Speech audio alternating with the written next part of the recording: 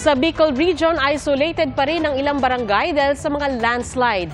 Ang ilang residente sa bangin dumadaan para sa kanilang mga pangangailangan. Mula sa Naga City, Camarines Sur, saksi live si Ian Cruz. Ian?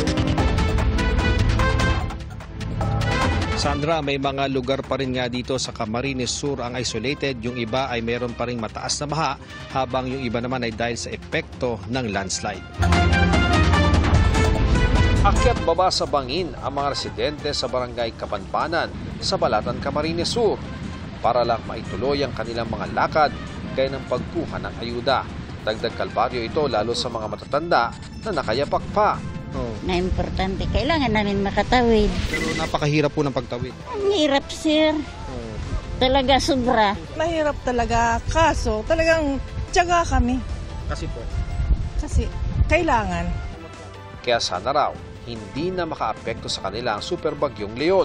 Naku, huwag naman ang tumuloy, God. Nanghihirap ng transpo. Ang mahal ng bilihin lalo. Naputol na ang daan sa bahaging ito ng barangay kasunod ng landslide dahil sa walang humpay na pag-ulan. Sa gilid ng nawasak na daan, dating nakatirik ang bahay ni na Aling Princess. Bakit sa manugang ko, lumikas ako tayo dito at baka mga bata nga po yung mga ano. Kahit wala po kami nadalang mga isang gamit man lang. Inilikas po namin mag-asawa yung mga bata. Hiningi po sana ako ng tulong kung paano kami makapagsimula. Salat na sa pangailangan ang mga residente. Zipline yung sinasandigan ngayon ng mga residente para itong mga essential goods gaya ng harina, bigas at iba pang produkto ay maihatid nila patungo doon sa kabilang panig. Makikita po natin talagang napakabigat ng sitwasyon dito kung idadaan pa dito sa area na ito ay talagang mahihirapan na magtawid ng produkto. Chopper lang daw ng mga sundalo ang nakapaghatid ng relief goods nitong Lunes. Hirap pa rin mapasok ang bayan dahil sa mga sirang kalsada at mga nakahambalang na gumuhong lupa. Sinisikap ng DPWH na maklirang kalsada at makagawa ng pansamantalang madaraanan.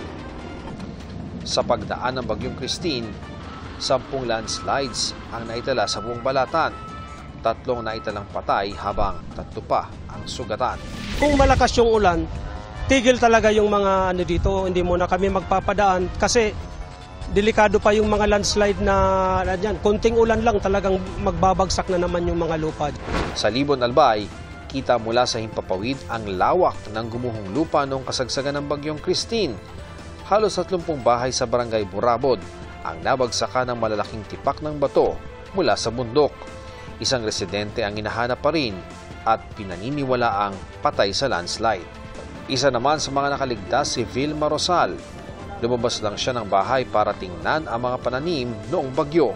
Pero pagbalik niya, wala na sa dating pwesto ang bahay at 2 sasakyan na naiusod ng natabunan ng pagguho. Sabi ko yung asawa ko nandun, sabi ko. Tapos salamat po sa Diyos, salamat po sa tao. At nailabas po nila yung opo. Ano po, pagkalabas nila, seconds lang daw po. Ayun, andyan na. Inilipat sa relocation site ang mga nawalan ng tirahan. Sa ilang kalsada papunta sa mga coastal barangay, nakahambalang pa rin ang mga gumuhong lupa. Ang ilang kalsada, uka na ang lupa sa ilalim.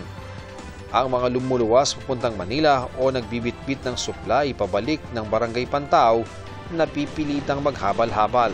Pero kapag di na kaya ng motor, napipilitan na silang maglakad sa putikan.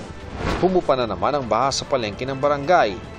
Ang iniwan nitong putik, sinimulan ng linisin ng mga residente. Sa Bonbon Elementary School naman, nalinis na ang maraming silid pero puno pa rin ng putik ang mga daanan at sira ang mga computer at mga aklat. Dagsa naman ang mga residente na humihingi ng ayuda sa distribution na ginawa kanina ng Philippine Red Cross. Bagamat nakauwi na ang ilang evacuee, nangailangan pa rin sila ng pagkain at higit sa lahat, malinis na inuming tubig. Tubig na inumin, yung nirarasyon galing sa Libon, walang mainom na tubig kasi lahat ng puso lubog. Pangit ang lasa, hindi pwede. Sa huling tala ng Kapitolyo, halos 200,000 pamilya pa ang mga nasa evacuation center. Dito sa bayan ng Libon, 3 barangay pa isolated dahil sa mga naputol na kalsada. Sandra, marami pa rin barangay doon sa low-lying areas nitong Kamsur ang lubog pa rin sa baha. Kaya naman marami nga ang umaasa na hindi na magdudulot ng maraming ulan ng super bagyong Leon para nga agad silang makabangon sa epekto ng nagdaang bagyong Christine. Live mula rito sa Naga City para sa GMA Integrated News, ako si Ian Cruz, ang inyong saksi.